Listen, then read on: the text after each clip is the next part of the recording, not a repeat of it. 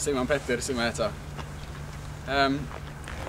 Heddiw yma, oedd fi a Iwan yn cerdded heibio i'r deml. A dyma ni'n gweld rhyw ddyn ar lawr, a dyma fo yn ddyn cloff ar lawr. A dyma fo'n gofyn am arian gyda ni. A gyda ni ddim arian. A dyma ni'n deithio fo, mae gen i'n beth llawer gwell, sef yr Arglwydd Iesu Grist.